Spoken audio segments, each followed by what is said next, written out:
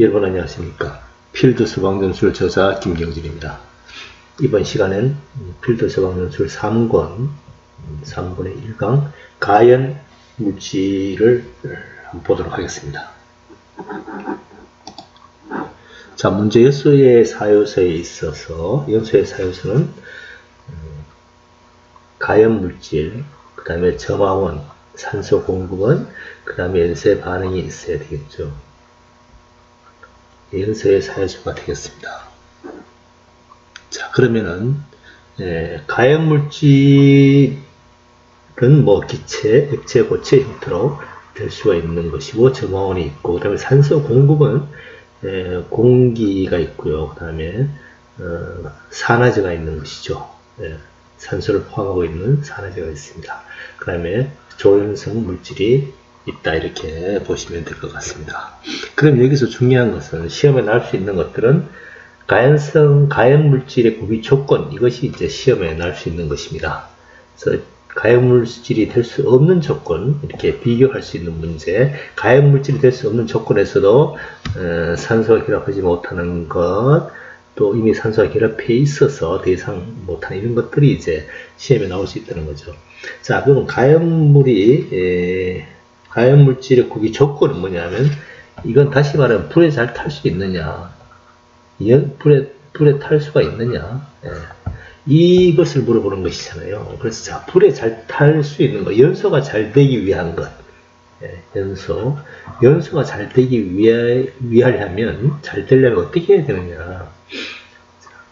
화학 반응을 일으킬 때 활성화 에너지 값이 적어야 된다는 것입니다. 활성화 에너지 값이 적어야 된다는 거예요. 적어야 된다. 끝에를 이게 많아야 된다, 커야 된다, 뭐 이렇게 해서 바꿔서 나오는 수가 있기 때문에, 그 다음에 산소와 결합할 때 발열량이 커야 돼요.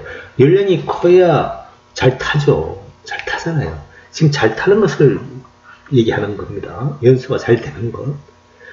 연소가 잘 되기 위해서는 활성화 에너지 값이 작아야 되고, 활성화 에너지 값이 커버리면 에너지가 밖으로 빠져나가 버리니까 안 된단 말이죠. 적어야 되고, 발열량이 커야 됩니다. 열이 있어야 돼요. 그 다음에 열 전도가 적어야 됩니다. 왜? 열 전도가 돼서 전도해서 열이 밖으로 빠져나가게 되면 가연물로서 연소는 잘 일어나지 않습니다. 그래서 가연물의 조건은 맞지 않죠. 그래서 열 전도는 작아야 됩니다. 전도 아시죠? 촛불이 있으면 여기다가 젓가락을 대고 손으로 잡았을 때 이 촛불의 손가락에 뜨거움이 느낄 수 있잖아요. 그건 뭐냐? 이 젓가락이 전도 현상을 하는 거예요. 매개체가. 그렇죠? 이 젓가락을 통해서 손이 뜨거워지는 거잖아요. 그럼 이렇게 열이 빠져나간다는 얘기거든요. 빠져나가면은 열전도가 높으면 가연물 조건이 되지 않습니다. 열전도가 작아야 됩니다. 그 다음에 열전도율을 크기로 보면 말이죠. 고체가 열전도율이 제일 높고, 그 다음에 액체고 기체인 것입니다. 그렇죠? 네. 잘 알아두셔야 됩니다. 네. 당연하죠. 이게 고체입니다. 고체가 이 매개체가 고체인 것은 전도가 잘 됩니다. 그 다음에 액체고 기체다. 그 다음에 지연성 물질, 조연성 물질은 불연성은 내 자신이 타지 않는 것을 얘기하지만 지연성과 조연성은 타는데 도움을 주는 것이잖아요. 그것은 진화력이 강해야죠. 산소, 염소와의 진화력이 강해야 됩니다. 또 산소와 접촉할 때 표면적이 커야 됩니다. 왜? 미분일수록 산소 접촉 면이 많다. 그죠? 미분일수록 산소와 접촉 면적이 크잖아요. 그러니까 이거 한 개보다는 수없이 이렇게 쪼개놓은 곳이 산소와 접촉 면적이 크잖아요. 그럼 이것은 연소하기 좋다는 겁니다. 그렇죠?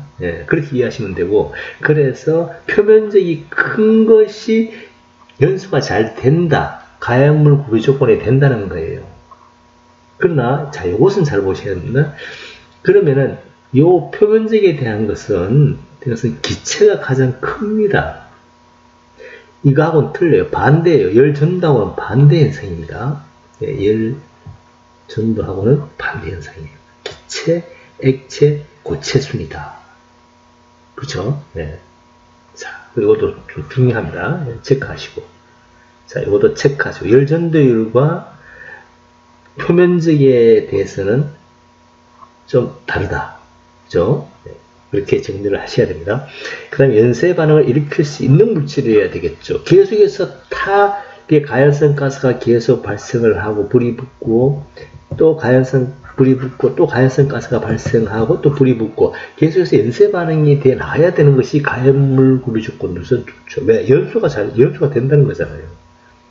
연쇄 반응을 일으킬 수 없으면은 가연물로서는 제로죠. 필요 없는 겁니다.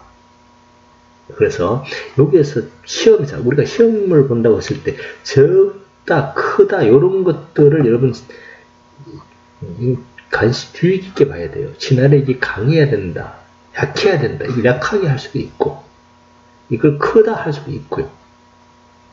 그렇죠? 그렇게 이걸 중요하니까 그렇게 정리를 하시기 바라고, 또 가연물이 될 수 없는 조건에서도 불활성 기체로서 산소와 결합하지 못하는 게 있습니다. 헬륨, 네온, 아르곤. 이미 산소가 돼 있어요. 돼 있는 것은 더 이상 산소와 화학 반응이 안 돼. 그것은 산소가 있습니다. 이산화탄소, 산화알루미늄, 산소가 다 있어요. 이런 것들은 또 가연물이 될 수가, 연소가 될 수가 없습니다. 그 대신 조심해야 될 것은 일산화탄소. 이것은 불완전 연소에서 나오는 거잖아요. 그죠? 완전 연소가 되지 못했다는 거거든요. 그래서 이것은 산소와 반응을 한다는 겁니다. 불완전 연소했기 때문에 산소와 반응을 하는 거예요. 이것도 아주 중요합니다. 그 다음에 이게 발열하지 않고 흡연을 하는 것들이 있습니다. 그것은 질소 화합물이 있어요. 이것도 알아보셔야 돼요. 또 자체가 더 이상 연소하지 않은 제일 마지막 끝단계, 그것은 돌, 흙 이런 것들은 연소하지 않습니다. 됐죠? 이렇게 해서 굉장히 중요한 내용이기 때문에 관심 있게 봐주시기 바랍니다. 이상입니다.